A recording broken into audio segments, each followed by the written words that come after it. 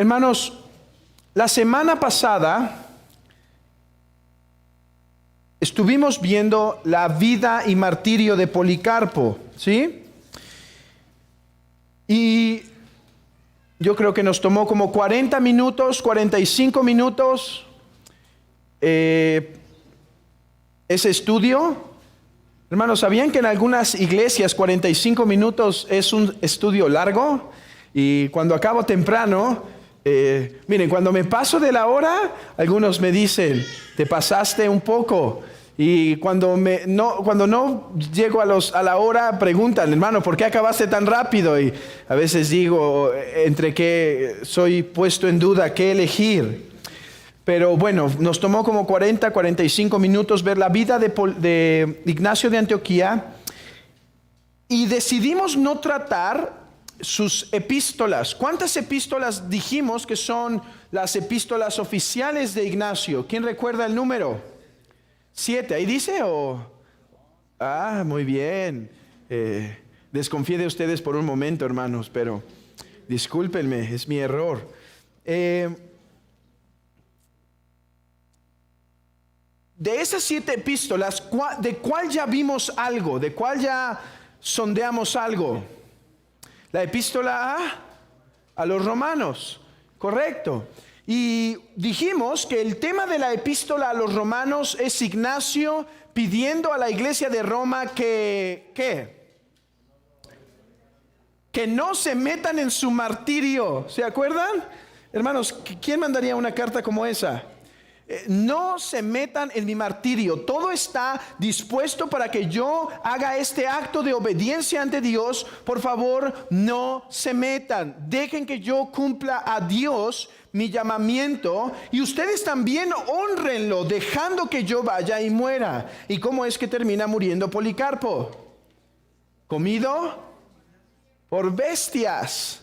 Ignacio, dije otra vez Policarpo. Si digo Policarpo otra vez es Ignacio seguramente. ¿Sí? Suele pasar esas cosas. Y no sé por qué, ya hace mucho que no leo Policarpo, no sé por qué, pero lo advierto desde el principio. Las otras epístolas, por ejemplo, es la epístola a Éfeso, la epístola a la iglesia de Magnesia, la epístola a Trayes, Filadelfia y Esmirna, ¿sí? Todas de Asia Menor. Y bueno, manda una epístola particular a Policarpo. Ahora sí es Policarpo, no es Ignacio.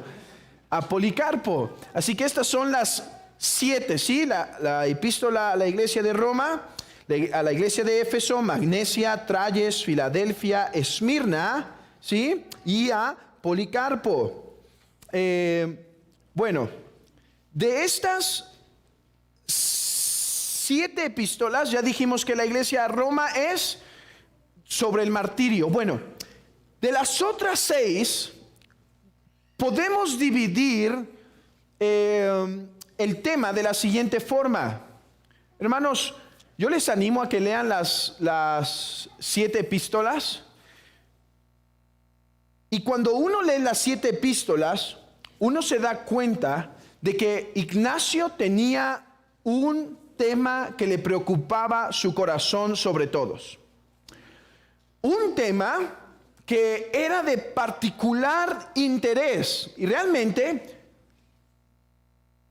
tiene mucho que ver con el maestro de Ignacio de Antioquía. ¿Quién se acuerda que fue probablemente su maestro? ¿Qué apóstol? ¿Se acuerdan? Juan. Y en la primera y segunda y tercera epístola del apóstol Juan, hay un tema que es de particular importancia. ¿Algunos tienen alguna idea de cuál es uno de los temas de particular importancia para el anciano Juan en esas epístolas? ¿Alguien tiene alguna idea? ¿Recuerda uno de los temas que toca una y otra vez? Bueno, yo diría que uno de los temas, no es el único, pero uno que gobierna es la unidad de la iglesia. la unidad de la iglesia. Por ejemplo, dice, cuánto me regocijé cuando vi a tus hijos andar en la verdad. Y esto lo vemos desde el Evangelio de Juan, ¿no? En la oración sumo sacerdotal, cuando describe lo que nuestro Señor pedía, yo te ruego que sean uno. Hermanos, es interesante que muchos pastores, cuando están al final de sus días o cuando tienen que hacer una despedida dolorosa de sus iglesias, suelen predicar de la unidad de la iglesia. Bueno, es interesante que eso fue lo que el Señor predicó a sus discípulos, ¿no? La unidad de la iglesia, la unidad que debían tener. Hay algo que se llaman los sermones de la gran expulsión. Los sermones de la gran expulsión. Estos son los sermones que se recopilaron cuando algunos puritanos, si no me equivoco, en la fecha es en el 1662, pero me puedo equivocar, pero en el 1662 la reina de Inglaterra dice, a ver, o se someten o se van. Y bueno, los puritanos dicen, no nos vamos a someter a tus peticiones, vamos a mantenernos. Bueno, los pastores tuvieron una última oportunidad de predicar a su iglesia. Y esos son los que se llaman los sermones de la gran expulsión, de la gran despedida. Bueno, ¿de qué creen que trataron muchos de los sermones aquí? De la unidad de la iglesia. Si no me equivoco, es Thomas Watson, que es expulsado, y su sermón es justamente en Juan 17, la unidad de la iglesia. Bueno, ahora Ignacio de Antioquía va hacia su muerte. Recuerden que estas epístolas, hermanos, las escribió debido a que va camino a Roma para morir. Y entonces va camino a Roma, se detiene en un lugar, se mueve a otro lugar y les escribe y dice, muchas gracias por su atención, muchas gracias por haber provisto esto, gracias por esto, pero ahora déjenme decirles unas palabras de exhortación y unas palabras de advertencia. Entonces estas 6 o 7 epístolas, particularmente ahora refiriéndome a las 6, son las últimas palabras de Ignacio a las iglesias. Y hermanos, su tema es la unidad. Ignacio en sus últimos momentos está preocupado porque estas iglesias de Asia se mantengan como uno. Hermanos, ¿por qué este patrón a lo largo de la historia de la iglesia? Que esos últimos sermones, esas últimas palabras para la iglesia sean, manténganse como uno. ¿Saben por qué, hermanos? Bueno, una de las razones, no creo que son todas, pero algunas de las razones, es porque la unidad de la iglesia es algo muy sensible, ¿sí? La unidad de la iglesia, hermanos, es algo muy sensible, es algo muy frágil, es algo que rápidamente se rompe. ¿Por qué? Porque aquellos que la constituimos a veces participamos en la ruptura de esta unidad. Pero, ¿saben? No solo porque es algo muy sensible, pero además, hermanos, porque es algo muy importante. La unidad de la iglesia es un elemento importante. No es cualquier cosa. Porque si la iglesia no es una, si no hay unidad entre los hermanos, si hay pleitos, celos, iras, contiendas, disensiones, envidias, malos pensamientos, malas sospechas, ¿saben? La iglesia no va a poder hacer un buen frente al mundo. Hermanos, ¿cómo vamos a salir a avanzar el reino si ni siquiera podemos ponernos de acuerdo entre nosotros? Si hay esos pensamientos, por lo tanto, esa es una de las razones por las que el tema de la unidad de la iglesia es sin duda una de las más importantes. Hermanos, déjenme insistirles otra vez.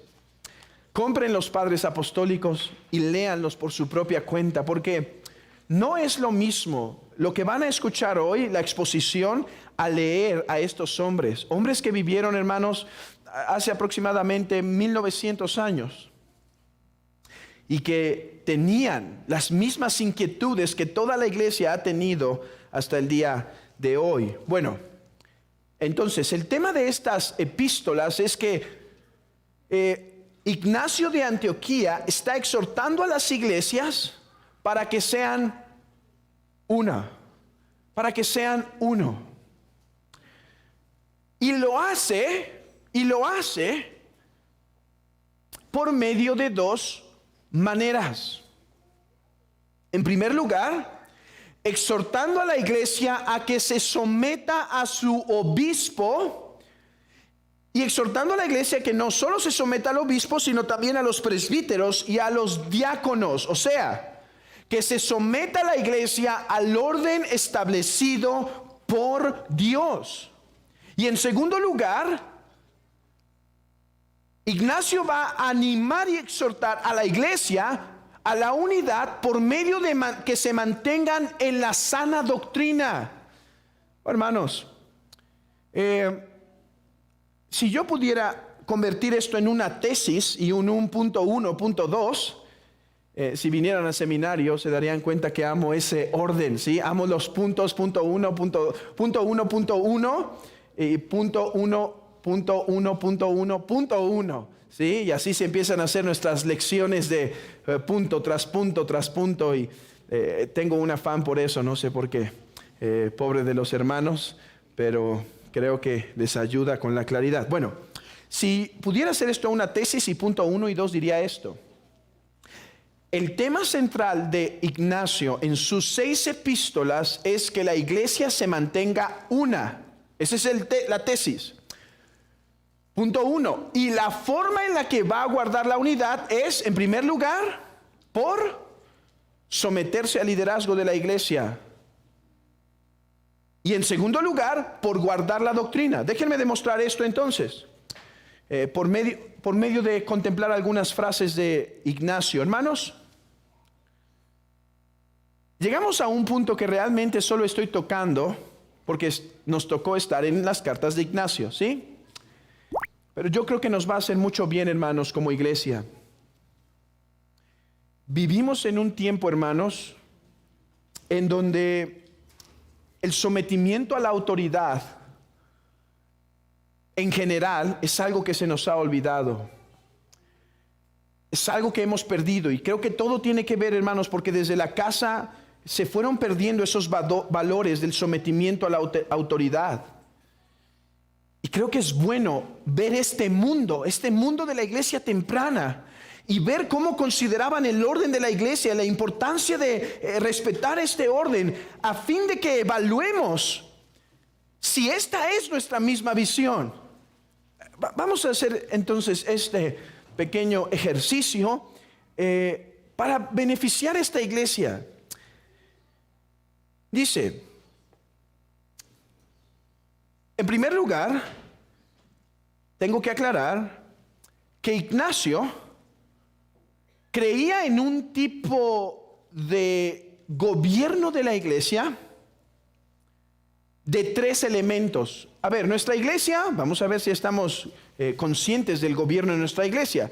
Nuestra iglesia cree que hay 2 oficios autorizados por Dios para gobernar y dirigir la iglesia. ¿Cuáles son esos 2 oficios? ¿Cuáles son los 2 oficios que creemos? No, hermano, pastoras no. ¿Quién dijo pastoras? ¿Cuáles son los otros 2? No, los 2 oficios más bien. ¿Cuáles son? Pastores y diáconos. El pastorado es el liderazgo que Dios ha puesto para gobernar la iglesia, ayudado y en armonía con los diáconos que apoyan en la organización y logística, tanto material como espiritual, de la iglesia. Bueno, Ignacio creía que había 3. El obispo, que es el pastor, ¿sí? El presbítero, o los presbíteros, el presbiterio, y los diáconos. A ver, Ignacio creía en algún tipo de gobierno donde el obispo gobernaba sobre un montón de otras iglesias. ¿Qué dijimos la semana pasada? Ignacio creía en un gobierno donde el obispo gobernaba sobre un montón de otras iglesias. ¿Qué dijimos? No, él no creía eso.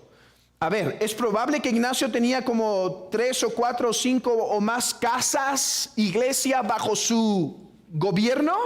Sí, pero eso hubiese sido entendido como una iglesia. Así que cuando digo que es obispo, no lo estoy diciendo en el sentido romano de nuestros días. Y cualquiera que diga, mira, el gobierno de obispo es tan viejo que Ignacio lo decía, el tal es porque no ha leído. Hermanos, de hecho, he estado tomando una clase de mi seminario del catolicismo romano, o sea, se llama Defendiendo la Fe contra el Catolicismo Romano. Y me pareció algo muy interesante que dijo este maestro. Él dijo lo siguiente, hermanos. Hemos pensado por un montón de tiempo que los padres de la iglesia son de los romanos, ¿no es cierto? Bueno, cuando leemos a los padres, nos damos cuenta que no son de ellos. Hermanos, pero hemos creído todo este tiempo que sí. ¿Saben? Incluso los mismos romanos, o muchos romanos, no han leído a los padres. Por eso, hermanos, si ustedes lo leen, tienen una ventaja apologética superior a las de ellos, porque ustedes ya fueron al texto y ya saben que no dice lo que ellos quieren decir. Bueno, Ignacio no creía en un obispado como el que hoy escuchamos, aunque creía que el obispo, aquí está, era el único pastor en la iglesia. Entonces, nosotros llamamos esto, o se llama esto en la teología, y pueden apuntarlo si trajeron sus notas de la semana pasada, si no, apúntenlo en su mente y llegando a su casa las apuntan, y esto sería lo que se llama el monoepiscopado. Monoepiscopado. Quiere decir un obispo. Como iglesia nosotros creemos en monopastorado. No, creemos más bien en una pluralidad pastoral. Si usamos los términos de Ignacio, nosotros no somos monoepiscopados. Nosotros creemos en una pluralidad de episcopos. ¿Quién recuerda qué significa la palabra episcopos? Supervisor, ¿sí? Es un nombre que se le da al ministerio pastoral que se encarga de una administración y cuidado de la iglesia. ¿Cuáles son los otros dos nombres que el Nuevo Testamento da al pastor, aparte de episcopos? Anciano, que se supone que transmite la idea de sabiduría para gobernar, consejo y demás. ¿Y el otro? Ministro, sí, aunque hay otro en la Biblia. Pastor, ¿sí? De hecho, les di la respuesta en la pregunta, ¿no? ¿Qué otro nombre se le da al pastor? Bueno, pastor es uno. ¿Y por qué se le llama pastor? Porque se supone que su trabajo es alimentar la grey, dirigir la grey y demás. Bueno, Ignacio creía en un monoepiscopado. En eso no tenemos duda. Y si leemos a Ignacio, sabemos esto. A ver, ¿eso prueba que el monoepiscopado es la forma correcta de gobernar? No. ¿Por qué? Porque la Biblia habla de una pluralidad pastoral. ¿Y saben esto, hermanos? La carta que vamos a ver después, que se llama la carta de Clemente a los romanos, considera una pluralidad de ancianos en lugar del monoepiscopado. Así que es claro, al principio de la historia de la iglesia hubo en Asia Menor un movimiento que empezó a considerar el gobierno de la iglesia bajo un monoepiscopado. Pero en otra parte, interesantemente en Roma, cuando Clemente de Roma escribe a la iglesia de Corintios, habla de una pluralidad pastoral. Bueno, tenía que estar eso claro en nuestras mentes. Teniendo esto claro, podemos hacer sentido a algunas de las palabras que dice Ignacio. Quizá sea bueno también aclarar que para Ignacio los presbíteros funcionan como un apoyo para el pastor, ¿sí? Recuerden, él es el obispo, hay presbíteros y hay diáconos. El orden es que el obispo es el principal,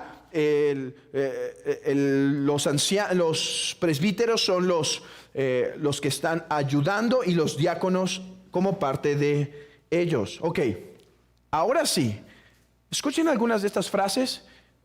Hermanos, quizá me gustaría hasta dejar tiempo para que las reflexionemos un poco y, si es posible, dialogar en un sentido, ya que esto es un estudio, no es una prédica, ¿sí? Es un estudio, pero vale la pena. Dice esto: os aconsejo que seáis celosos por hacer todas las cosas en buena armonía, presidiendo el obispo que ocupa el lugar de Dios y los presbíteros según la semejanza del concilio de los apóstoles, con el diaconado también, que son muy queridos, habiéndose desconfiado el diaconado de Jesucristo.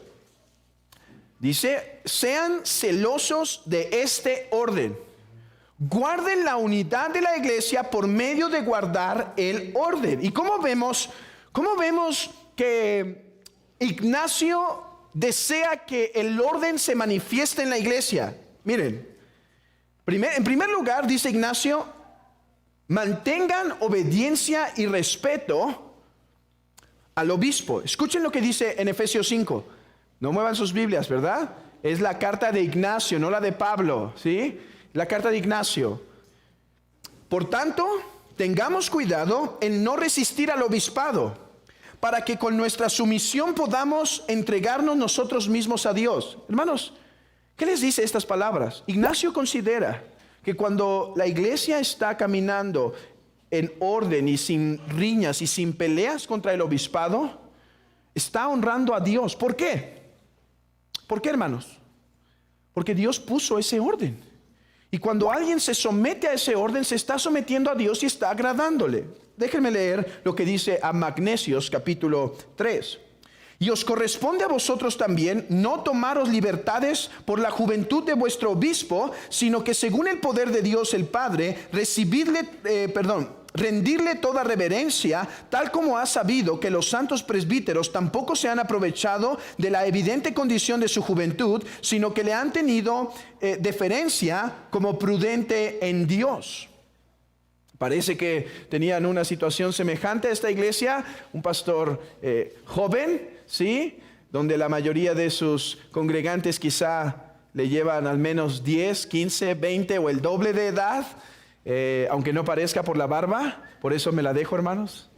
Pero parece que tenían esa situación y dice: los presbíteros han mantenido un buen orden y no se han estado rebelando contra el obispado. Dice: iglesia, ustedes también hacedlo. Y dice a los trayanos: porque cuando sois obedientes al obispo como a Jesucristo, es evidente para mí que estáis viviendo no según los hombres, sino según Jesucristo, el cual murió por nosotros. Bueno, no solo llama a obediencia al obispo, dice en Trayanos capítulo 2 que también el presbítero debe ser reverenciado y debe ser atendido. Y miren lo que dice en Efesios capítulo 4: los diáconos también deben ser reverenciados. Por esto no quiere decir que deben saludarlos así, hermanos, ¿sí?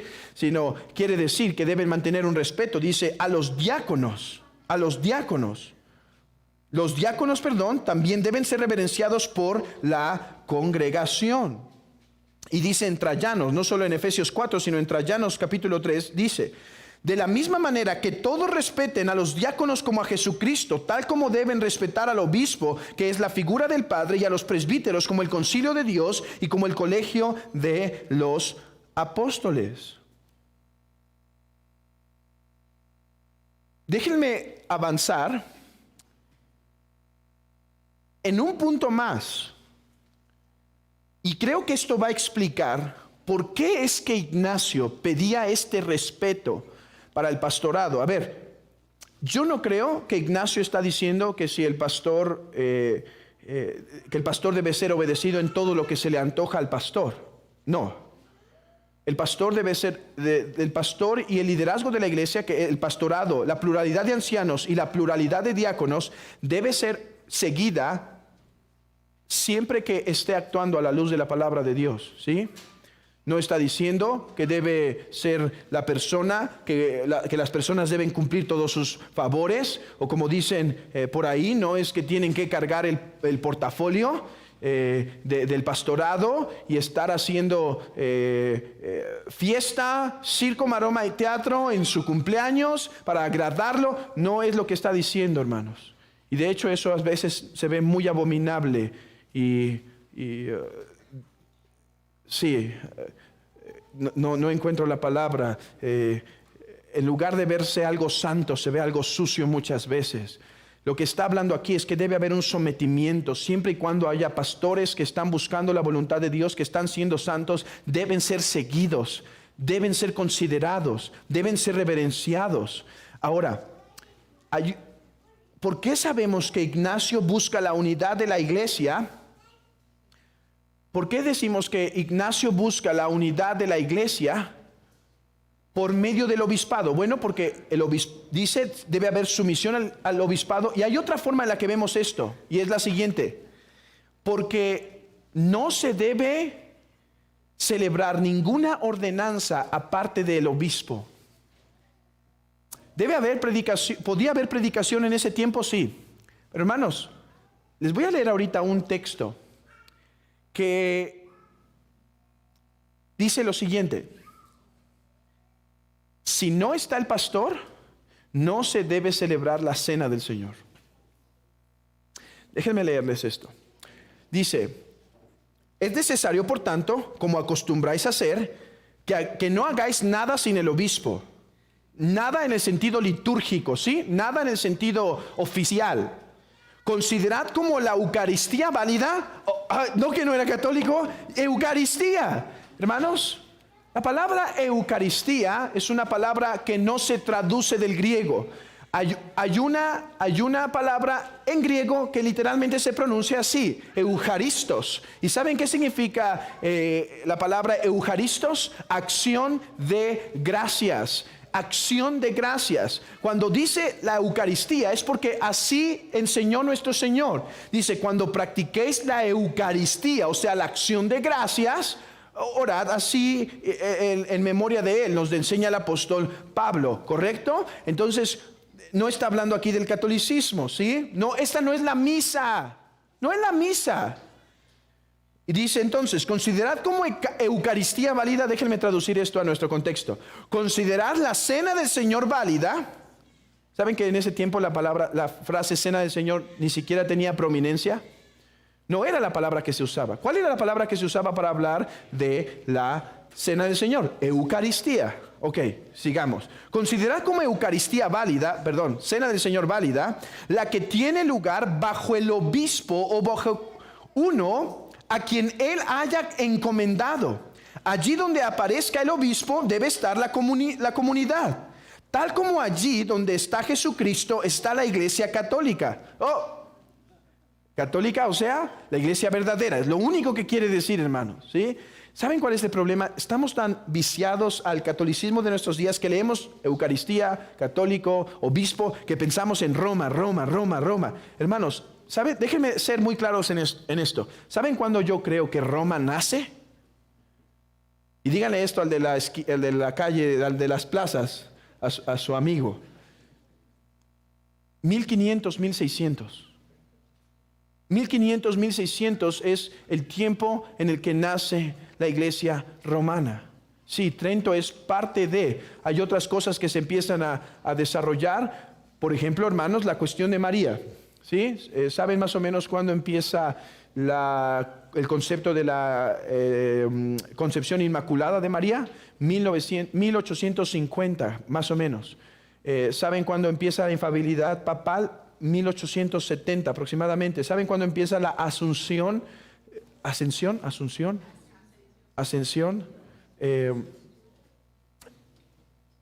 Creo que en inglés sí se traduce así, Asunción, pero bueno, la ascensión corporal de María al cielo, ¿saben cuándo? 1900, si no me equivoco, 1970. O sea, los distintivos que hoy definen a Roma como Roma son del 1800 aproximadamente. Sí, lo que se llama el primer concilio vaticano, el segundo concilio. Ya me estoy desviando de mis notas y hablando de Roma. Tengo el deseo, hermanos, de enseñar algo de Roma a la iglesia. Sí, algo de cómo defender nuestra fe ante el romanismo. Pero oren por mí para que el Señor me dirija si sí hago algo, si no hago algo. Ok, bueno. El punto es que Ignacio dice: no puede haber una Eucaristía si no está el obispo entre ustedes. Alguien puede decir, bueno, hermano, es que era la iglesia temprana, eran medios exagerados. Déjenme hablarles de un tal Hércules Collins. No les es desconocido el nombre, ¿verdad? Porque Hércules Collins es el editor de uno de los materiales que estamos usando semana tras semana en la iglesia. ¿Cuál? ¿De qué es editor? Del catecismo, que se llama, ¿cómo se llama en el catecismo del presbiteriano, si lo queremos decir así? Catecismo de Heidelberg, ¿sí? Y si queremos, ¿y cuál es su forma bautista? Catecismo ortodoxo, así se le llama. Bueno, él dijo esto. Miren, lo metieron a la cárcel. Lo metieron a la cárcel por no ceder a sus convicciones. La iglesia tenía un montón de tiempo ya sin celebrar la Cena del Señor. Creo que ya casi cumplía 2 años sin celebrarla. ¿Por qué? Porque Hércules Collins le dijo, no pueden celebrar la cena. O sea, tengan cuidado de estar gobernando la iglesia como se les antoja. No, iglesia, espérenme hasta que yo salga. Y entonces la celebramos. Bueno, no sabía si iba a salir, ¿sí? Bueno, ¿qué pasa ahí? Le insisten, por favor, queremos celebrarla. Y dice, no voy a dar paso atrás. Dejen que salga y hablo con ustedes y llegamos a un acuerdo. Pero no hagan nada antes. Bueno, la iglesia obedece. Algo muy loable. Hermanos, a veces puede estar mal o tomar una decisión equivocada la pluralidad de ancianos. Sí. No hay pluralidad infalible, ¿sí? No creemos aquí en infalibilidad pastoral, ¿verdad? Para nada. Pero ¿qué debe hacer la iglesia? ¿Mandar cartas y hacer guerra para que destituyan a ese pastor?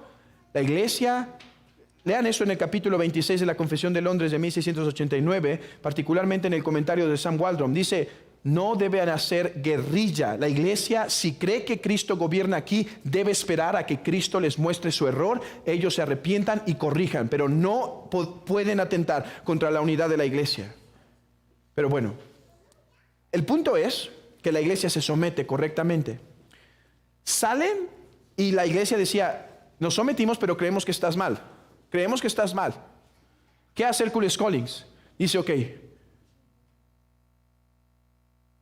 voy a aceptar lo que ustedes dicen, y si me vuelven a encarcelar, un diácono o alguien más podría celebrar la cena del Señor. Ok, déjenme intentar englobar esto por un momento. Hermanos, dijo alguien que el pasado es un mundo desconocido para nosotros.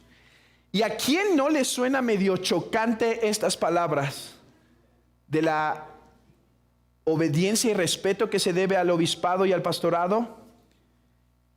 Y de la necesidad de que el pastor esté en la celebración de la Cena del Señor y otras ordenanzas. Creo que a esta iglesia no le va a parecer tan extraño eso, pero déjenme dar la base de esto. Hermanos, ¿por qué Ignacio de Antioquía, Hércules Collins y otros? Porque no es lo único, hermanos. Si siguen leyendo, se van a dar cuenta que el concepto del pastorado y obispado era muy precioso en ese tiempo. En nuestros días ha caído en cierto descrédito, y creo que en parte es porque muchos pastores allá afuera han hecho una vergüenza del ministerio y por lo tanto se ha perdido el respeto. Pero, ¿cuál es la base teológica para esto? Efesios capítulo 4, ahora sí nuestros Efesios, ¿sí? Capítulo 4 del apóstol Pablo dice que Cristo, habiendo subido a lo alto, dio dones a los hombres, y a unos constituyó apóstoles, a otros profetas, a otros evangelistas, a otros pastores, maestros, para la edificación del cuerpo de Cristo, hasta que todos lleguemos a la estatura de la plenitud del varón perfecto. ¿Por qué había tanto énfasis en Ignacio?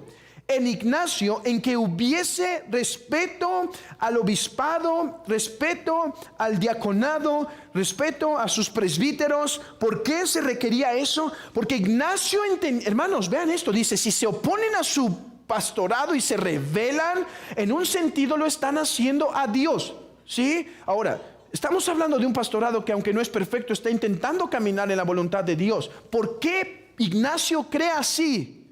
¿Saben por qué, hermanos?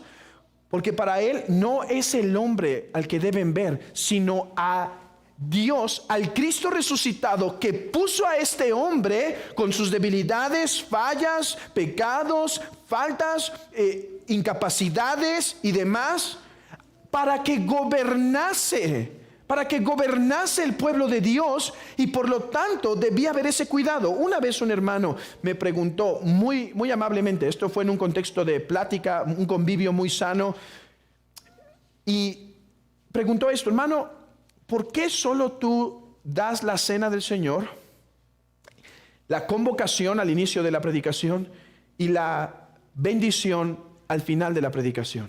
¿Por qué cuando los hermanos predican es distinto? Hermanos, porque, a ver, nosotros no tenemos una convicción como iglesia de que el pastorado tiene algunos poderes especiales y por lo tanto es el único que puede consagrar la cena del Señor o algo así. No. Pero nuestra postura es que Dios puso al pastorado para cuidar y administrar estas ordenanzas. ¿Saben de hecho que, por ejemplo, los presbiterianos como Joel Beakey, por ejemplo, no llamarían la predicación del domingo de un hermano que no está ordenado predicación? Ni siquiera la llamarían así. Diría, fue una exhortación. ¿Por qué? Porque la idea es esta, hermanos, que cuando el pastor fue ordenado, Dios lo invistió con su gracia.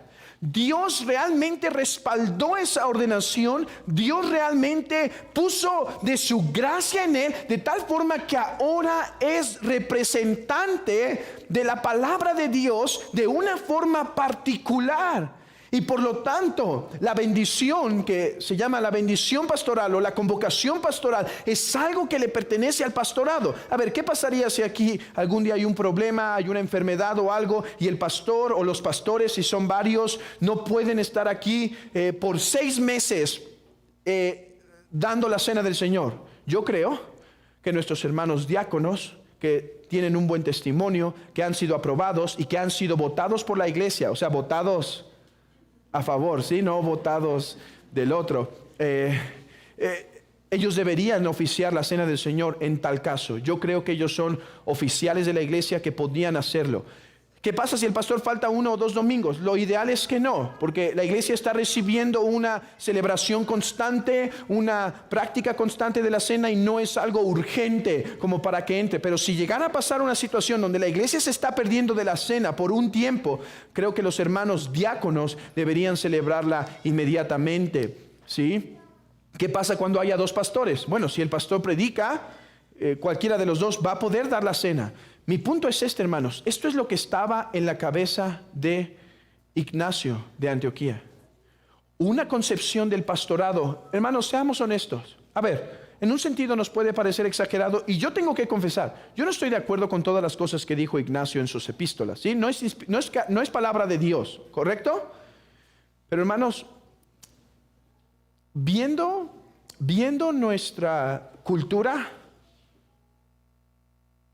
creo que nuestra cultura y la iglesia del siglo XXI, esta iglesia y la iglesia del siglo XXI, necesita una dosis de un poco del entendimiento de lo que constituye el oficio pastoral, de lo que constituye la predicación de la palabra, la recepción de la cena. Hermanos, que es Dios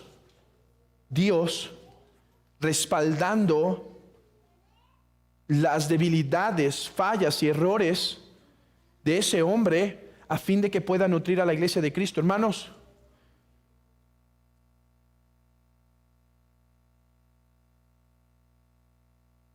estamos como iglesia orando que el Señor nos confirme, ¿sí? Si debe ser alguien entre nosotros ordenado o no. ¿Saben cómo debemos ver eso? Con mucha delicadeza, diciendo: Señor, que tú lo confirmes y que nosotros lo confirmemos después de ti. Que tú lo confirmes y que nosotros lo confirmemos después de ti. ¿Por qué? Porque, hermanos, vean esto. Si se confirma un pastor dentro de nosotros, ¿saben qué debe hacer la iglesia? Llorar de alegría de que Cristo ha dado un don. Cristo ha dado un regalo más a la iglesia, para que ésta pueda ser nutrida, exhortada, dirigida pastoreada. Este es el concepto de Ignacio. Hermano, ¿necesitas crecer en este concepto? ¿Tienes en poca estima el pastorado de la iglesia? No estoy hablando aquí de ninguna actitud servil, ningún temor o actitud servil. ¿Saben? A veces me preguntan que por qué no digo el día de mi cumpleaños o cosas así. ¿Saben? Me da pena que me feliciten. Y sí, a veces piensan que el predicador por predicar le gustan todas las cosas normales, sí, pero los predicadores son algo extraños, hermanos. Son criaturas extrañas en muchos sentidos.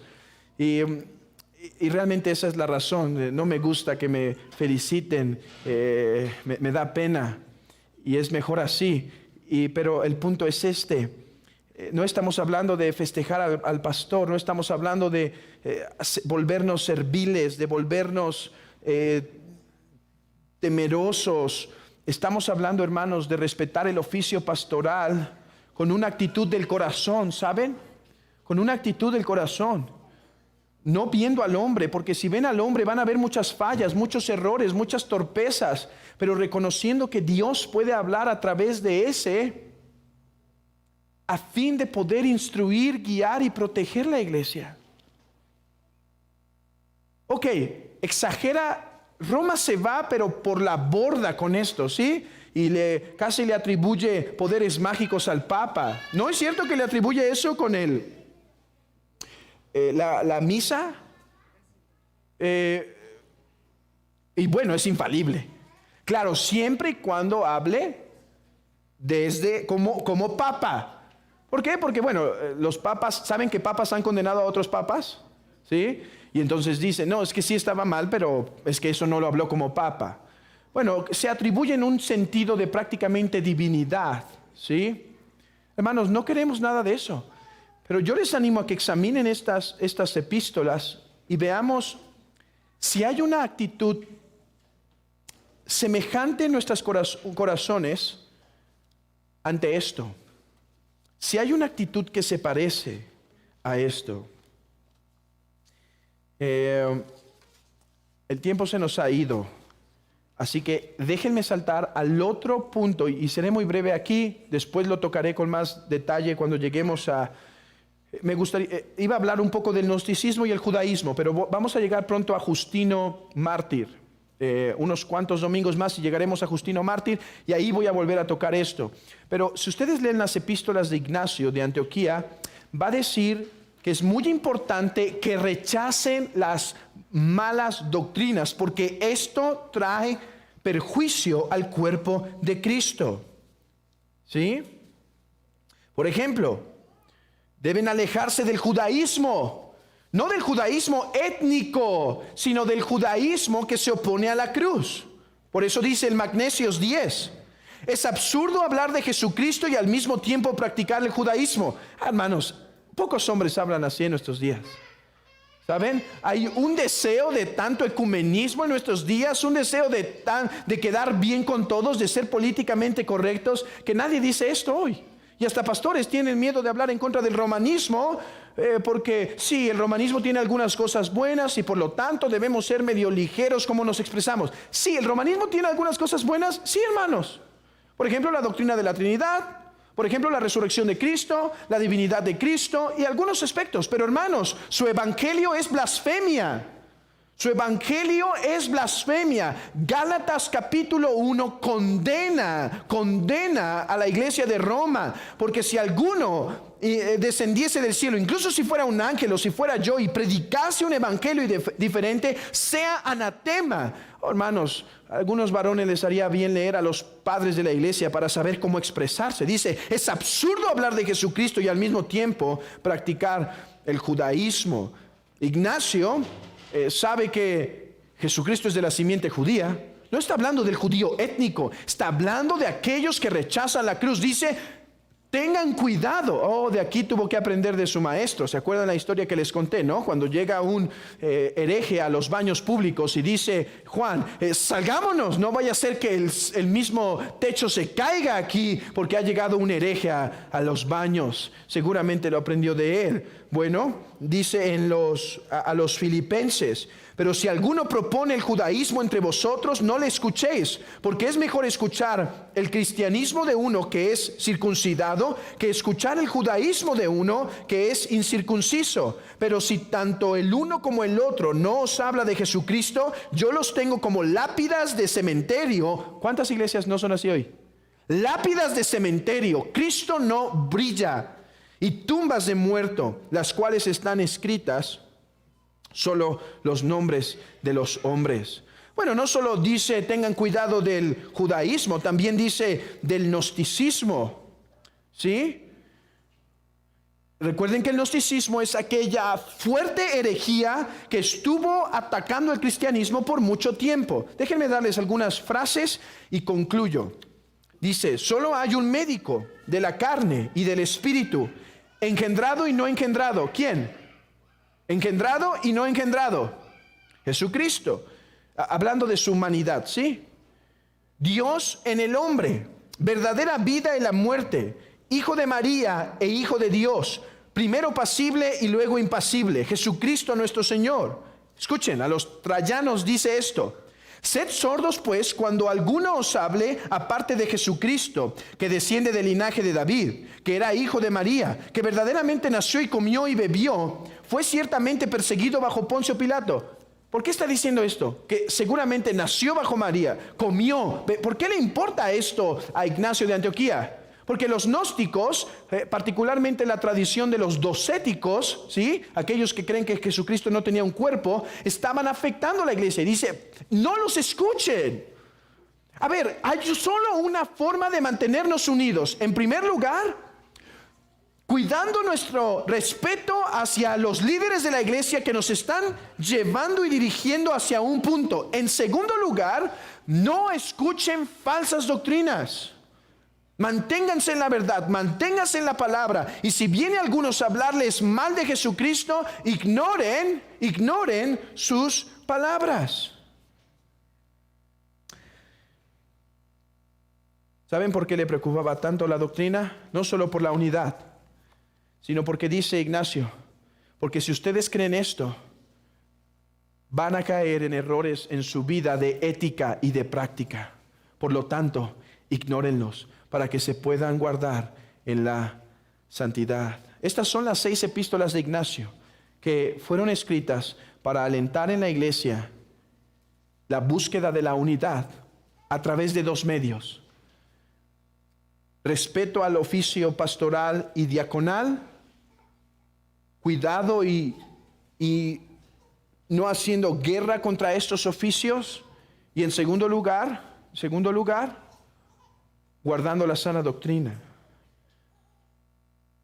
Ok, hermanos, me gustaría dejar unos minutos para resolver algunas preguntas que pudieron haber nacido a la luz de esta exposición.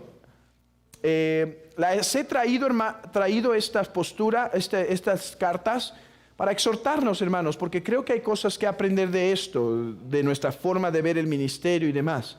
Pero sé que también puede haber dudas. ¿Alguien tiene alguna duda sobre lo que hemos visto?